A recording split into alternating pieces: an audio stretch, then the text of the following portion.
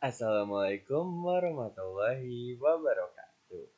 Perkenalkan, nama saya Satrio Wicasono dari Ilkom B angkatan 2024 dengan NPM 2417051041. Di sini saya ingin memenuhi tugas keempat dari mata kuliah pengantar organisasi komputer yang membahas mengenai materi perangkat I/O atau input-output. Langsung aja kita mulai materi presentasi saya.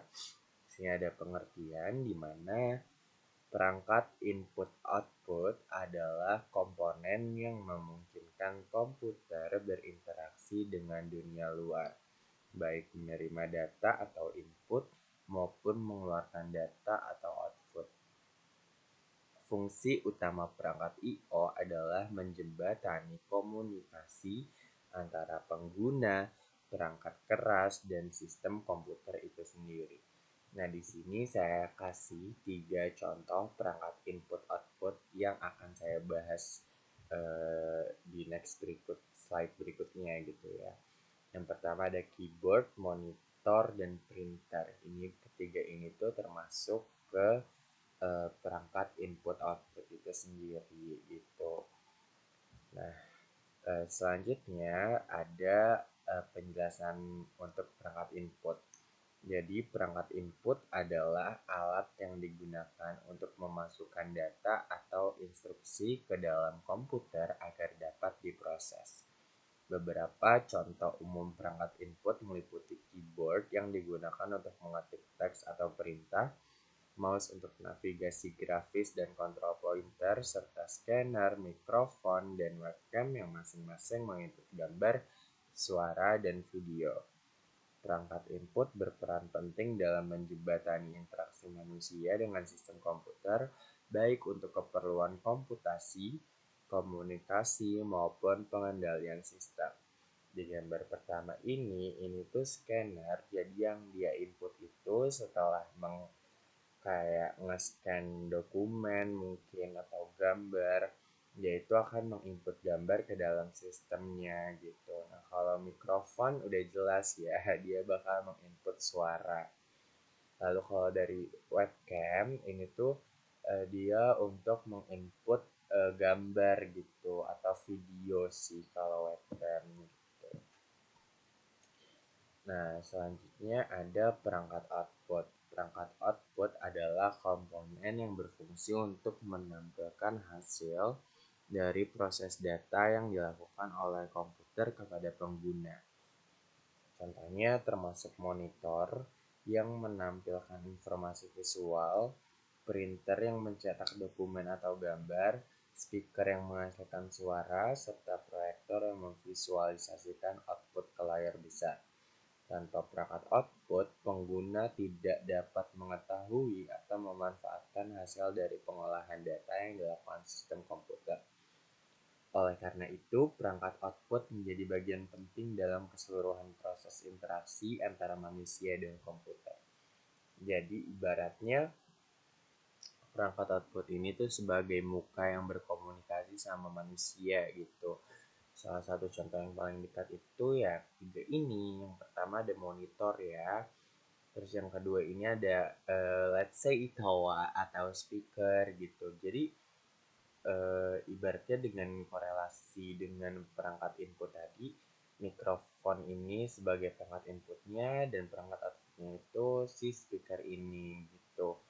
Nah, terus juga ada proyektor gitu. Jadi dia nge-outputin apa yang mau kita tampilin dengan tampilan yang lebih besar gitu. Nah, di sini ada perangkat input output ganda, di mana pengertiannya perangkat I/O ganda adalah perangkat yang memiliki kemampuan untuk melakukan fungsi input sekaligus output. Contoh umum termasuk layar sentuh yang dapat menampilkan informasi atau output sekaligus menerima sentuhan sebagai perintah atau input.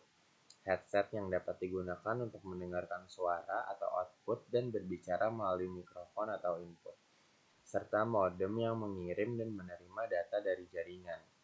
Perangkat ini semakin banyak digunakan karena menawarkan efisiensi ruang biaya, dan kemudahan interaksi antara pengguna dan sistem komputer. Jadi kita yang paling dekat sama kita sih sebenarnya headset gitu ya, karena gini kan headset kabel itu tuh dia bisa dengerin suara, terus dia juga bisa bicara kalau misalkan telepon gitu. Nggak kabel doang sih, wireless juga sekarang udah bisa jadi perangkat IO ganda gitu, saking berkembangnya zaman. Nah, ini dia cara kerja perangkat input output. Di sini strukturnya ada CPU ke IO controller lalu ke perangkat gitu ya. Nah, sistem IO dalam komputer bekerja sebagai perantara antara CPU, memori, dan perangkat input output. Data dari atau menuju perangkat IO dikendalikan oleh komponen bernama IO controller yang mengatur komunikasi serta mengelola waktu akses. Proses ini bisa dilakukan melalui dua metode utama, yaitu memory map IO, di mana alamat perangkat disamakan dengan alamat memori, dan IO map IO yang memiliki ruang alamat khusus. Untuk efisiensi, sistem IO juga memanfaatkan buffer dan interrupt agar CPU tidak menunggu secara aktif, melainkan hanya bekerja saat ada sinyal dari perangkat IO. Jadi tuh eh, IO ini tuh kerjanya based on apa ya, bisa dibilang eh, one gitu ya, yang dimana jaringannya tuh ya sesuai dengan apa yang diterima di sekitarnya gitu.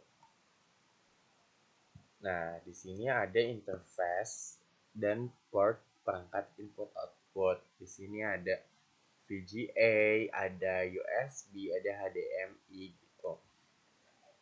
Nah, jadi interface input output adalah jalur penghubung antara perangkat keras dengan sistem komputer yang memungkinkan pertukaran data dan sinyal kendali. Interface ini biasanya terhubung melalui port, yaitu titik fisik di komputer tempat perangkat I/O disambungkan. Port I/O terbagi menjadi dua jenis utama, yaitu port paralel yang dapat mengirim beberapa bit data sekaligus, misalnya port printer lama, dan port serial yang mengirim data secara berurutan satu persatu, seperti USB, HDMI, VGA, dan COM port. Kemampuan mengenali jenis dan fungsi port I/O penting dalam memahami bagaimana komputer berkomunikasi dengan perangkat eksternal. Jadi ini lebih ke efisiensi gitu. Kita butuh yang mana dan lebih cepat yang mana sih perangkat input outputnya gitu. Nah, selanjutnya ada kesimpulannya nih. Jadi perangkat input output atau I/O merupakan komponen penting dalam sistem komputer yang memungkinkan interaksi antara pengguna dan mesin. Perangkat input mengirimkan data ke komputer, sedangkan perangkat output menampilkan hasil dari pemrosesan data. Beberapa perangkat memiliki fungsi ganda sebagai input dan output, seperti layar sentuh dan headset. Di balik proses ini, sistem I/O bekerja melalui interface, port, dan controller yang menjamin kelancaran pertukaran data. Pemahaman tentang perangkat dan sistem I/O sangat penting karena menjadi dasar dari cara komputer bekerja dan berinteraksi dengan dunia nyata. Sekian penjelasan dari saya, kurang lebihnya mohon maaf. Assalamualaikum warahmatullahi wabarakatuh.